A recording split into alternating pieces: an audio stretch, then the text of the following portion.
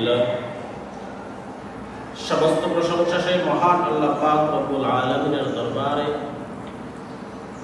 যে মহান রব্বুল আলামিন আমাদেরকে অত্যন্ত দয়া করে, মায়া করে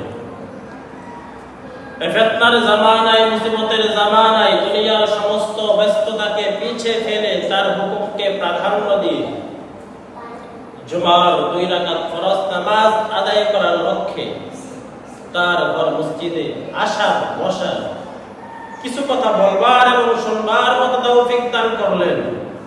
সেজন্য আমরা সবাই অন্তরস্থল থেকে শুকর আদায় করে সকলে বলি কালিমাতুশ শুকর, আলহামদুলিল্লাহ। লক্ষ কোটি দরুদ নাজিল হোক সেই সত্যের দিশারি, রহমতের কান্ডারি, হিদায়াতের ভান্ডারি, সাইয়্যিদুস সাকালাইন, ইমামুল মুরসালিন, নবী আযম, শফী আকরাম, হাবিবে কিবরিয়া, আশরাফুল আম্বিয়া, বিশ্ব নবী, শ্রেষ্ঠ নবী, বিশ্বের মানবতার দূত, আমরা সকলে বলি সাল্লাল্লাহু আলাইহি ওয়াসাল্লাম। নবীর সাথে যখন দরুদ পড়া হয়, আপনাদের কাছে আমার অনুরোধ থাকবে উচ্চ স্বরে দরুদ পড়বেন, কারণ নবী আমাদের এমন নবী ছিলেন যেই নবী মৃত্যু পর্যন্ত, নবুয়ত পাওয়ার পর থেকে মৃত্যু পর্যন্ত তার মুখে কথা ছিল একটা, ইয়া উম্মতি, ইয়া উম্মতি, আমার উম্মতের কি হবে, আমার উম্মতের কি হবে। কত মার খেয়েছেন, তাকে শারীরিকভাবে মানসিকভাবে আঘাত করা হয়েছে, নবী চাইলে উম্মতের কথা ভুলতে পারেন নাই, ভুলতে পারতেন, কিন্তু নবী কখনো উম্মতের কথা ভুলেন নাই। সেই নবীর নাম যখন আমাদের সামনে আসবে, আমরা জোরে সোরে দরুদ করব। আমরা আবারও সকলে বলি সাল্লাল্লাহু আলাইহি ওয়াসাল্লাম। হাজারো ব্যথা বেদনার পরে ফিরে আসনি তুমি আপন ঘরে, দিনের আলো তুমি ছড়িয়ে দিতে চলে গেলে মদিনায় মক্কা ছেড়ে। হে রাসূল, তোমাকে ভুলি আমি কেমন করে, হে রাসূল, তোমাকে ভুলি আমি কেমন করে। খেয়ে না খেয়ে দিন প্রচারের কাজে নিজেকে দিয়েছ বিলিয়ে, তায়েফের কাফেরেরা চিনল না সে আলো, ছোট্ট ছেলেদের পিছু দিল লেলিয়ে, পাথরের আঘাতে ক্ষত বিক্ষত হয়ে সারাটা শরীর থেকে রক্ত ঝরে। রাসূল, তোমাকে ভুলি আমি কেমন করে, হে রাসূল, তোমাকে ভুলি আমি কেমন করে। এজন্য নবীকে কখনো ভোলা যাবে না। যা হোক, আপনাদের সামনে আমি পবিত্র কালামুল্লাহ থেকে একটি আয়াত তেলাওয়াত করেছি। পয়গম্বর সাল্লাল্লাহু আলাইহি ওয়াসাল্লামের অসংখ্য অগণিত হাদিস থেকে একটি হাদিস পাঠ করেছি। উক্ত আয়াত এবং হাদিসের ভিত্তিতে দুই একটা কথা আপনাদের সামনে বলবার চেষ্টা করব। আল্লাহ পাক যেন আমাদের সকলকে মনোযোগ সহকারে কথাগুলো শ্রবণ করার তৌফিক দান করেন, আমিন। আয়াত পড়েছে, আয়াতের মধ্যে আল্লাহর পয়গম্বর বলেন, আল্লাহ পাক রব্বুল আলামিন বলেন, ওয়ামা আরসালনাকা ইল্লা রাহমাতাল লিল আলামিন। আল্লাহ বলেন, হে রাসূল, আপনাকে আমি দুনিয়াতে পাঠাই নাই ইল্লা রাহমাতাল লিল আলামিন, পাঠিয়েছি কেবলমাত্র পুরা পৃথিবীর জন্য রহমত হিসেবে। নবী আমাদের দুনিয়াতে আসছেন এমনি এমনি আসেন নাই, সাধারণ কোনো মানুষ হিসেবে আসেন নাই। আল্লাহ সুসংবাদ জানায় দেন, আপনাকে আমি দুনিয়াতে পাঠাইছি রাহমাতাল লিল আলামিন, দুনিয়ার জগৎ, আখিরাতের জগৎ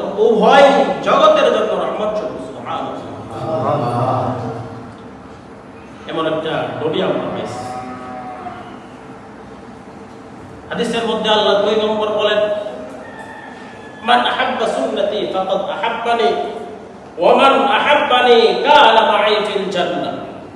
পয়গম্বর বলেন, আল্লাহ পাক রব্বুল আলামিন আমাকে এত দাম দিয়েছেন, এত সম্মান, এত ইজ্জত আমাকে দিয়েছেন যে আমার একটা সুন্নতকে যে মহব্বত করলো, কেমন জানি বান্দা আমি রাসূলকে মহব্বত করলো। সুবহানাল্লাহ। আর যেই বান্দা আমি রাসূলকে মহব্বত করলো, রাসূল বলেন খোদার কসম, মরার পরে ওই বান্দা আমার সঙ্গেই জান্নাতে থাকবে। সুবহানাল্লাহ। বড় আফসোস, বড় পরিত্রাণের বিষয় হলো এটা। আমরা দুনিয়াতে আসছি, স্বীকার করি আমাদের রব এক, আমাদের রাসূলের নাম মুহাম্মদুর রাসূলুল্লাহ সাল্লাল্লাহু আলাইহি ওয়াসাল্লাম। রব এক স্বীকার করি, নবীর নাম আমরা স্বীকার করি, কিন্তু রবের কথা আমরা মানি না। নবীর কথা অনুযায়ী, নবীর দেখানো পথ অনুযায়ী আমরা জীবনযাপন করতে পারি, যার কারণে দুনিয়াতে আজ কত প্রকারের শাস্তি আমরা দেখতে পাচ্ছি। আমার মন বলে আল্লাহ পাক রব্বুল আলামিন আমাদের উপর এখন বিরক্ত হয়ে গেছে। যে পরিমাণ গুনাহ আমরা করি, আল্লাহর হুকুমকে আমরা যেভাবে অলসতার মাধ্যমে কোনো কাজ নাই, এমনি নেই, আল্লাহর বিধানকে আমরা ছেড়ে দিচ্ছি, আল্লাহর হুকুমকে আমরা পালন করতেছি না। এমন একজন নবী আমাদেরকে দিলেন, যেই নবী পুরো পৃথিবীর সমস্ত মানুষ থেকে যার দাম বেশি, সেই নবীর কথা আমরা জানতেছি, শুনতেছি, কিন্তু মানতেছি না। আমি মনে করি আমাদের থেকে হতভাগা মুসলমান এই সমাজে আর কেউ হতে পারে না, এই পৃথিবীতে আর কেউ হতে পারে না। আল্লাহ বারবার বারবার কোরআনের আয়াত এবং রাসূল হাদিসের মধ্যে সুসংবাদ জানিয়ে দিয়েছেন। আল্লাহ বলেছেন, বান্দা নবীর সাথে যার মহব্বত থাকবে সে বিনা হিসাবে জান্নাতে যাবে। সুবহানাল্লাহ। নবীর সাথে যার মহব্বত নাই, যতই আমল করুক, জান্নাত তার কপালে নেই। কিন্তু নবীর সাথে আমাদের মহব্বতটা কোথায়? আল্লাহ পয়গম্বরের অসংখ্য অগণিত হাদিস দ্বারা অনেক সুন্নতের কথা, অনেক আমলের কথা রাসূল বর্ণনা করে গিয়েছেন, কিন্তু আমরা সেগুলো মানি কোথায়? রাসূলের সুন্নতের উপর, আল্লাহর বিধানের উপর আমাদের কোনো আমল নাই। হেলায় খেলায় চলে যাচ্ছে আমাদের জীবন। অথচ আমাদের পূর্বপুরুষ সাহাবায়ে কেরাম রাদিয়াল্লাহু তাআলা আনহুম আজমাইন, এদের জীবনের দিকে যদি আমরা একটু তাকাই, তারা রাসূলকে এত মহব্বত করছেন, তাদেরকে যদি বলা হয়তো পুরা পৃথিবী এক জায়গায় রাখলাম, রাসূলকে এক জায়গায় রাখলাম, কিন্তু কোনটা নিবা? সাহাবায়ে কেরামের ঈমান এতটাই মজবুত ছিল, পুরা পৃথিবীকে তারা নিক্ষেপ করে রাসূলকে তারা গ্রহণ করে নিয়েছে। সুবহানাল্লাহ। আজ আমরা কোথায়? রাসূল বলেছে বান্দা কাজটা করিও না, আমরা আরো বেশি বেশি করি। রাসূল বলেছে এই কাজটা করলে আমার উম্মত হিসেবে তুমি থাকবা না, আমরা এই কাজটা আরো বেশি বেশি করি। তো ঈমান আমাদের কোথায় চলে গিয়েছে, এটা আল্লাহ ছাড়া কেউ বলতে পারে না। সাহাবায়ে কেরাম রাসূলকে কেমন মহব্বত করছেন। আল্লাহর পয়গম্বরের যুগে একজন সাহাবী ছিল, যার নাম ছিল জুলাইবিব রাদিয়াল্লাহু তাআলা। হযরত জুলাইবিব রাদিয়াল্লাহু তাআলা আনহু, তিনি ছিলেন একদম খাটো, কালো কুচকুচে ছিল তার চেহারা। তার চেহারা ভালো ছিল না, দেখতেও খাটো ছিলেন, আবার চেহারাও ছিল কালো। কিন্তু আল্লাহর কি লীলা খেলা দেখেন। আল্লাহর পয়গম্বর বলেন, আমার সবথেকে মহব্বতের সাহাবী হলো হযরত জুলাইবিব। সুবহানাল্লাহ। চেহারার কোনো ডাক নাই, লম্বা না, একেবারে বাটো, একেবারে খাটো, এবারে একজন সাহাবী। তিনি কেন আল্লাহর পয়গম্বরের এত মহব্বতের হয়ে গেলেন, এত প্রিয় হয়ে গেলেন, আমাদের অবশ্যই জানা দরকার। আল্লাহর পয়গম্বরের এই সাহাবী হযরত জুলাইবিব আল্লাহর পয়গম্বরকে কি পরিমাণ মহব্বত করতেন। হাদিসের মধ্যে পাওয়া যায়, জুলাইবিব রাদিয়াল্লাহু তাআলা আনহু, তিনি কখনো খাওয়া পাইতেন না, পেটের মধ্যে ক্ষুধা আর ক্ষুধা, হাজার ক্ষুধা থাকার পরেও তিনি রাসূলের দরবার ছাড়তেন না। সুবহানাল্লাহ। আল্লাহর পয়গম্বর একদিন ডাক দিয়ে বলেন, ওহে আমার প্রাণের সাহাবী জুলাইবিব, তুমি দেখতে অনেক খাটো, কিন্তু তোমার তো বয়স হয়ে গিয়েছে, ও জুলাইবিব, তুমি কি বিবাহ শাদী করবা না? জুলাইবিব কোনো কথা বলে না, চুপচাপ দাঁড়ায় আছে। আল্লাহর পয়গম্বর আবার জিজ্ঞাসা করলো, ও জুলাইবিব, তোমার তো বিবাহের বয়স হয়ে গেছে, তুমি কি বিবাহ করবা না? একবার, দুইবার, তিনবার পয়গম্বরের কথার কোনো উত্তর দেই না। চতুর্থবার যখন পয়গম্বর বললেন, কি জুলাইবিব, তুমি কি বিবাহ শাদী করবা না? জুলাইবিব ডাক দিয়ে বলে, পয়গম্বর, আমি দেখতে একেবারে খাটো, আমার চেহারা হলো কালো কুচকুচ করে, এমন একটা ছেলের কাছে কে তার মেয়েকে বিবাহ দিবে? পয়গম্বরের জন্য আমি লজ্জায় বিবাহের কথা মুখে আনতে পারি না। আল্লাহর পয়গম্বর ডাক দিয়ে বলেন, জুলাইবিব, আমি পয়গম্বর যদি তোমার জন্য একটা বিবাহের ব্যবস্থা করি, তুমি কি রাজি আছো? জুলাইবিব ডাক দিয়ে বলে, পয়গম্বর, আপনার পক্ষ থেকে যদি বিবাহের ব্যবস্থা করা হয়, একবার নয়, দুইবার নয়, 1,00,000 বার আমি জুলাইবিব রাজি আছি। মুসলমানি বান্দা, আল্লাহর গোলাম। সঙ্গে সঙ্গে আল্লাহর পয়গম্বর একটা চিঠি লিখলেন। চিঠির মধ্যে লিখে দিলেন, জুলাইবিব, যাও যাও, মদিনার অমুক জায়গায় যাও, একজন সাহাবীর সুন্দর একটা মেয়ে আছে, ওই সাহাবীর কাছে চিঠিটা লইয়া যাও। জুলাইবিব মনের মধ্যে খুবই আনন্দ, কারণ যেই জুলাইবিবের চেহারা হলো কুৎসিত কালো, একদম বাটো, যেই জুলাইবিব লজ্জার কারণে বিবাহ করার সাহস পায় না, এই জুলাইবিবের জন্য আল্লাহর পয়গম্বর একটা চিঠি লিখে দিলেন, যাও যাও, সাহাবীর কাছে যাও, গিয়ে তুমি তোমার বিবাহের সুসংবাদটা দিয়ে দাও। আল্লাহর পয়গম্বরের পত্র নিয়ে যখন জুলাইবিব ওই সাহাবীর দরজার সামনে হাজির, গিয়ে যখন সালাম দিল, সালামের উত্তর দেওয়ার পর ওই সাহাবী যখন দরজাটা খুললো, তখন ডাক দিয়ে বলে, ভাই, কি জন্য আসছো, কেন আসছো, একটু জানতে চাই।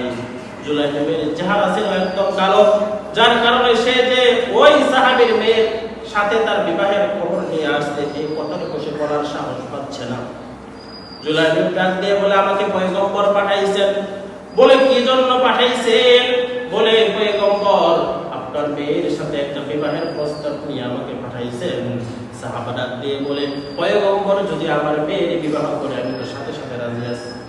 জুলাইবিব ডাক দিয়ে বলে, না না, পয়গম্বর বিবাহ করবে না, আপনার মেয়ের সাথে আমি জুলাইবিবের বিবাহের প্রস্তাব আমার দ্বারা পাঠাইছি। রাসূলের লেখা একটা পত্র সে হাতে নিল, একবার পত্রের দিকে দেখে, আবার পাত্রের দিকে দেখে, কারণ পত্র যেটা লিখছে সেই পত্রের দাম অনেক বেশি, রাসূল নিজের হাতে লিখছে, কিন্তু যে পাত্র হিসেবে তাকে পাঠাইছে সে তো দেখতে ভালো না, তার চেহারা কালো, একদম খাটো। চিন্তায় পড়ে গেল, কি করবে এখন, কি করবে?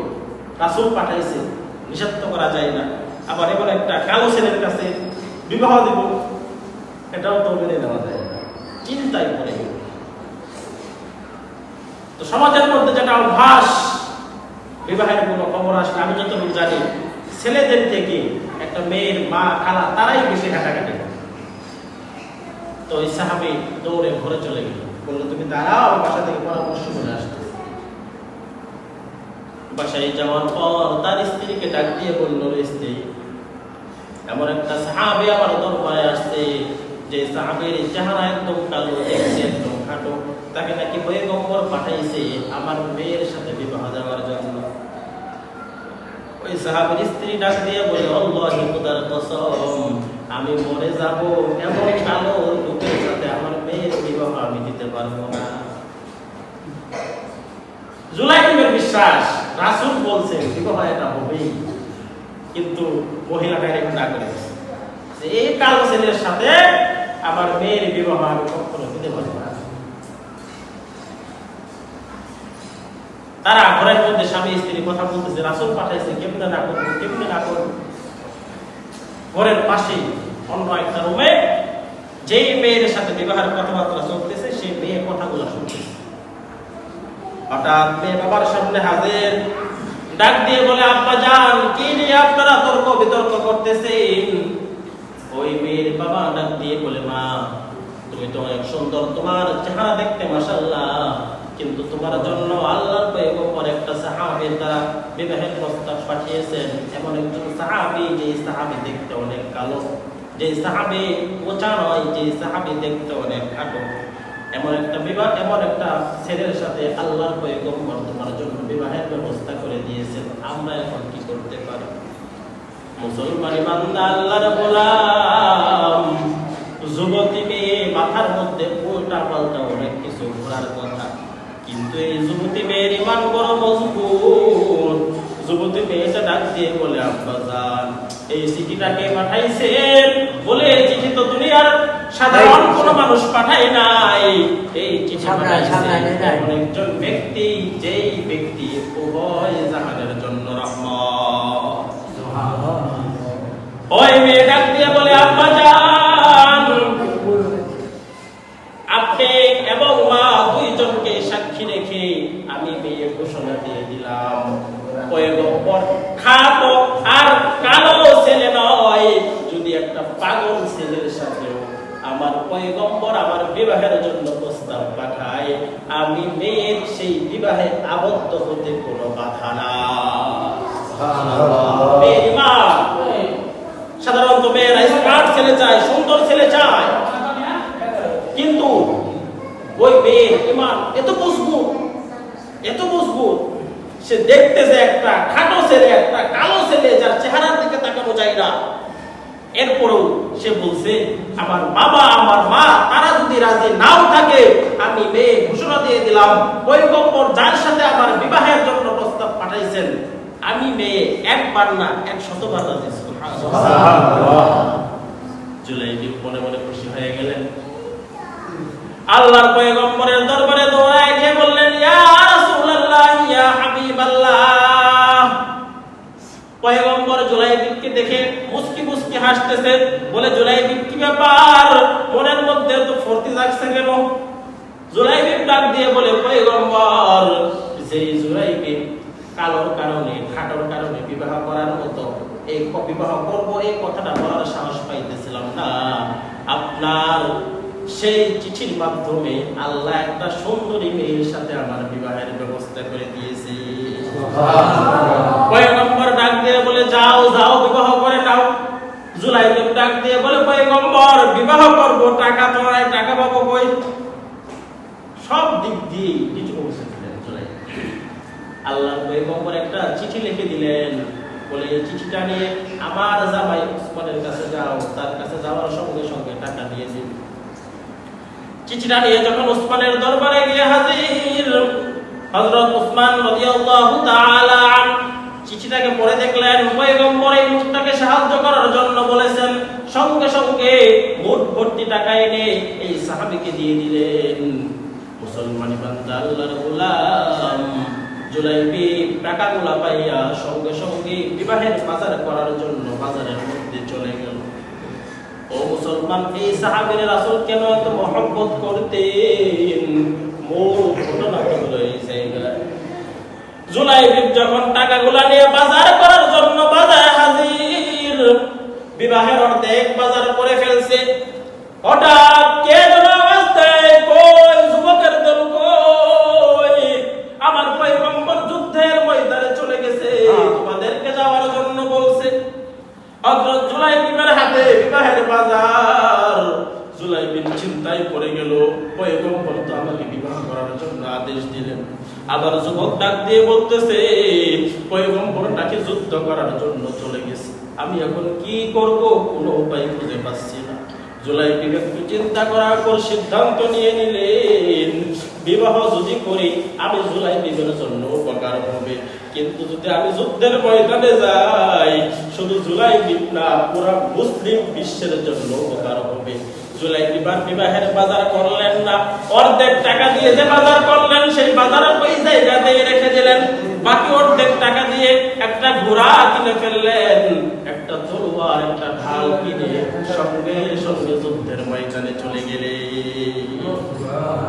মুসলমানি বান্দা আল্লাহর গোলাম, এই সাহাবী যখন চলে যায়, যুদ্ধের ময়দানে যাওয়ার পর জুলাইবি দেখতে তো খাটো ছিল, তাকে সহজে কেউ হত্যা করতে পারতেছে না, মানুষের চিপাই চাপাই দিয়ে গিয়ে একজন নয় দুইজন সাতজন কাফেরকে জুলাইবিব হত্যা করে ফেলেছে।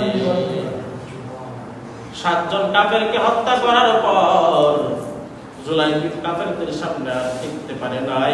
একটা সময় জুলাইবিব নিজেই ওই যুদ্ধের ময়দানে শহীদ হয়ে গেলেন।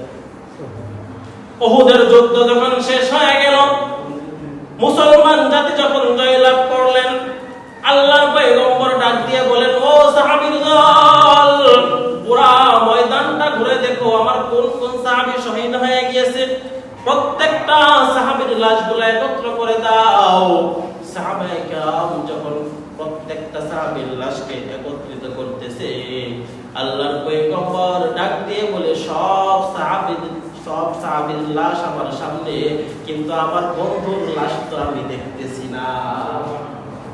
পরে যুবক আল্লাহর গোলাম জুলাইবিব ছিল একটা যুবককে, তার ঈমান কত মজবুত, ঈমানে তো মজবুত হওয়ার কারণে রাসূল ওই সাহাবীকে আর সাহাবী বলেন না, বলে সব সাহাবীদের লাশ দেখি, কিন্তু আমার বন্ধুর লাশ তো আমি দেখি না।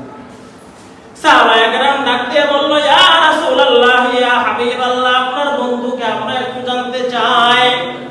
আল্লাহর পয়গম্বর ডাক দিয়ে বলে, পুরো যুদ্ধের ময়দান তসতস করে খুঁজে দেখো, একটা খাটো সাহাবীকে দেখতে পাইবা, ওই খাটো সাহাবীটাই হলো আমি পয়গম্বরের বন্ধু। সুবহানাল্লাহ।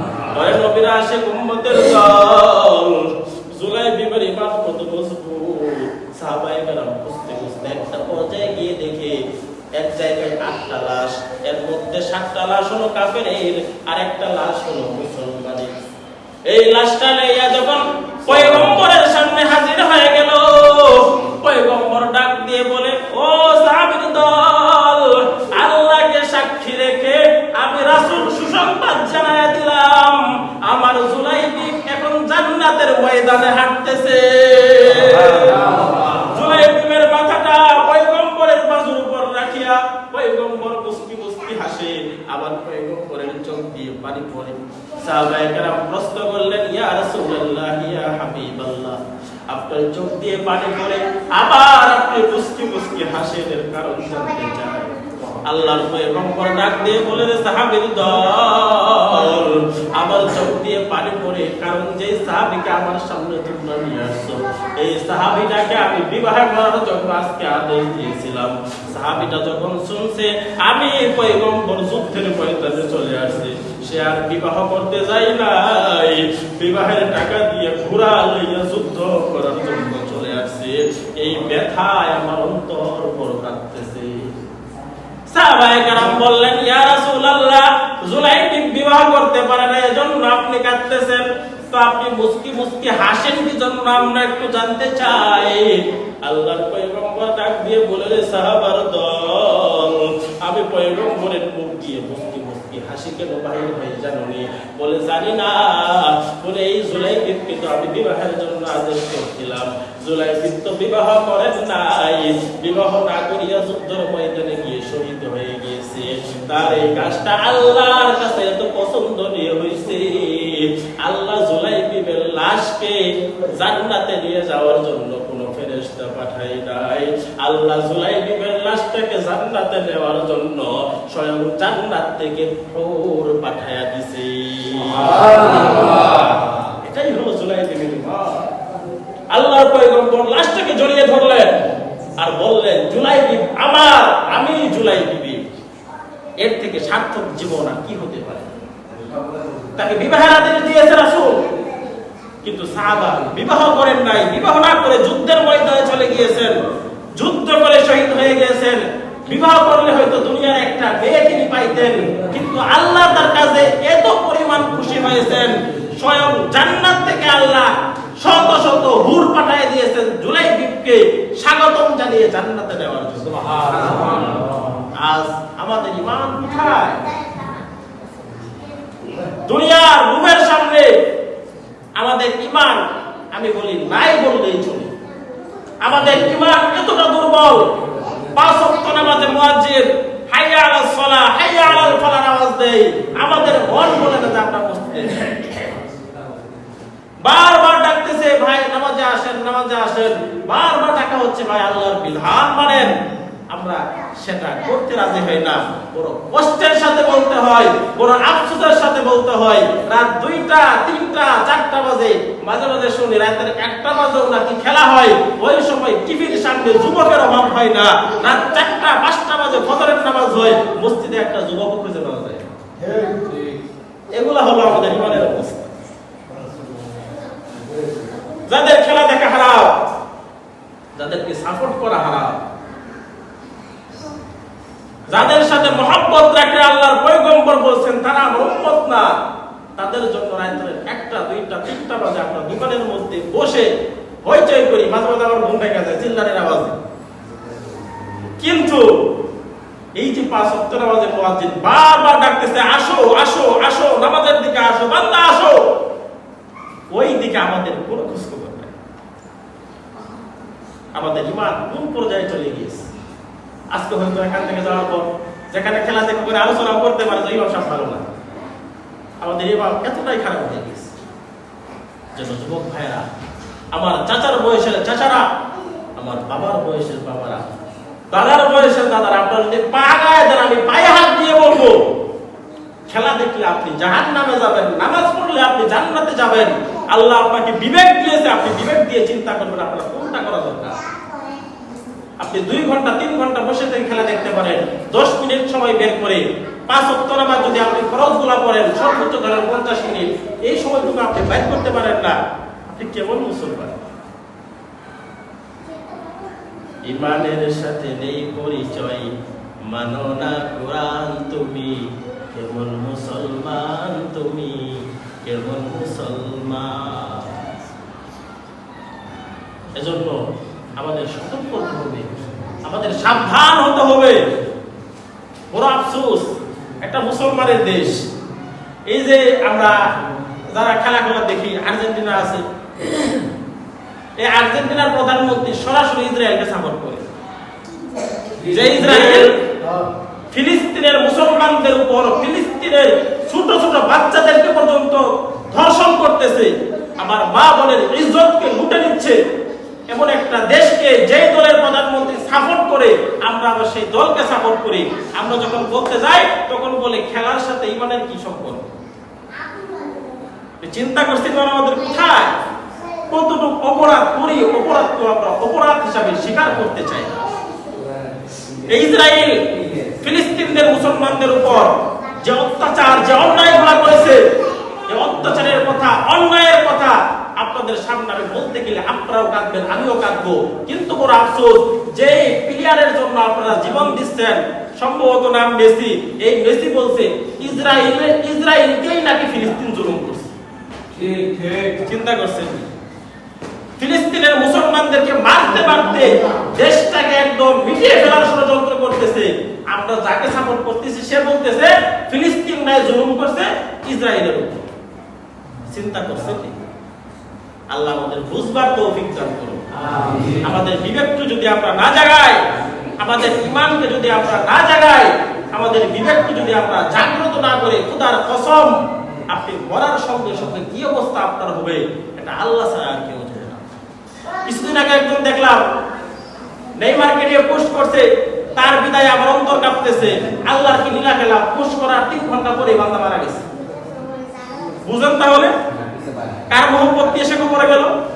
এখন যখন ফেরেশতা এসে বলবে মান রাব্বুকা, তোমার রবকে, মা দীনুকা, তোমার দিন কি, যখন বলবে মান হাযার রাজুল আল্লাযী বুইসা ফীকুম, রাসূলের ছবি যখন ওই বান্দার সামনে পেশ করে যখন বলবে এই ব্যক্তিকে বলো, ও তার কসম সে নেইমারের মোহাম্মত নিয়ে মরছে, তার মুখ দিয়ে নেইমার ছাড়া রাসূলের কথা বের হবে না, রাসূলের কথা বের হবে না। আর রাসূলকে যদি আমরা চিনতে না পারি, রাসূলকে যদি আমরা দেখে বলতে না পারি যে ইনি আমার রাসূল, আপনার থেকে মানে একদম পুরা কবলওয়ালা মুসলমান পৃথিবীতে আর কেউ হতে পারে না।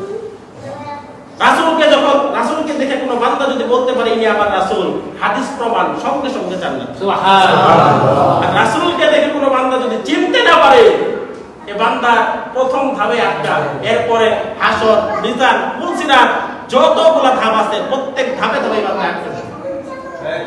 এজন্য যুবক ভাইরা, তোদের পায়ে হাত ধরে আমি বলবো, আসো আল্লাহর দিকে ফিরে আসো, একটু বোঝার চেষ্টা করুন। কত যুবক ছেলে মারা যাচ্ছে। আমরা মনে করতেছি একদিনের জীবন, আমাদের জীবন তো এখন অনেক, 70 বছর বাঁচবো, 80 বছর বাঁচবো। আমাদের পাশে, মসজিদের পাশে বকুল ভাইয়ের কবর, বুড়া হয়েছিল মনে হয় না, বুড়া হওয়ার আগে কিন্তু বান্দা চলে গেছে। আপনারা নেট দুনিয়ায় দেখেন কত যুবক অ্যাক্সিডেন্টে মারা যায়, কত যুবক পানির নিচে পড়ে মারা যায়। তো আপনি আমি যে 10 বছর বাঁচবো এর কি গ্যারান্টি আছে? এই বুঝটুকু যদি আমাদের অন্তরে না আসে, তো আমরা কি মানুষ না আর কিছু? মানুষ আল ইনসান, মানুষের কাজই হচ্ছে চিন্তা করা, বিবেক দিয়ে চিন্তা করা কোনটা ভালো কোনটা খারাপ। আমরা যদি এগুলো না বুঝি, মুসলমান হিসেবে আমাদের লজ্জা ছাড়া আর কিছু নাই। আপনাদেরকে আমি অনুরোধ করবো, বারবার অনুরোধ করবো, আমাকে গালি দেন, যা মন চা তাই করেন, কিন্তু প্লিজ আল্লাহর দিকে ফিরে আসেন, আল্লাহর দিকে ফিরে আসেন। ওই গুমরাহির দিকে যায়েন না। আজকে আপনি হয়তো দেখতেছেন, মজা পাচ্ছেন, কালকে দেখবেন যে আপনার মনটা বলবে একটু বাজি ধরি। এই বাজি থেকে আস্তে আস্তে আপনি জোয়ার পর্যায়ে চলে যাবেন। তখন ফলাফল কি হবে? আপনি নিজেও ধ্বংস হয়ে যাবেন, পুরা ফ্যামিলিটা ধ্বংস করে ফেলবেন। কারণ জুয়া এগুলো যারা খেলায় তাদের মাথার ব্রেন ঠিক থাকে না, তারা তখন আত্মাগল হয়ে যায়। তো এই যে শুরু থেকে এই খেলা দেখা থেকে শুরু হয়। আজকে দেখে একটু মজা লাগে, কালকে 10 টাকা, পরের দিন 20 টাকা, পরের দিন 1000, লাখ, এরকম করতে করতে টাকা শেষ, জমি বিক্রি করি, এইটা করি ওইটা করি। এই কাজগুলো কিন্তু এই যে এই শুরুর মাধ্যম বলে প্রথমে দেখা। আমরা যখন এগুলো শুরু হয় একজন আরেকজনকে ডেকে নিয়ে যায়। আফসোস, যদি আমরা আজানের সময় একজন আরেকজনকে ডেকে নিয়ে আসতে পারতাম, আমার মন বলে এই মসজিদে জায়গা হইতো না। এরকম মসজিদ আরো লাগতো, কিন্তু আমরা আজানের সময় নিজেও আসি না, এত নিয়েও আসি না। ওই যে বান্ধব, আল্লাহ আমাদের বুঝবার মতো তৌফিক দান করে। আপনারা সকলেই জানেন মসজিদের কাজ চলতেছে, আলহামদুলিল্লাহ। মসজিদের ভিতরের কাজটা মোটামুটি শেষ হয়েছে, বাকি এখন অনেক টাকার প্রয়োজন। আমাদের বাহিরের কাজ এখনো বাকি রয়ে গিয়েছে। আমরা যারা স্বীকৃতি দিয়েছে, আমরা টাকাগুলো তাড়াতাড়ি দিয়ে দেওয়ার চেষ্টা করবো ইনশাআল্লাহ। পাশাপাশি যারা যুবক ভাইরা আছেন, আপনাদের প্রতি আমার অনুরোধ থাকবে,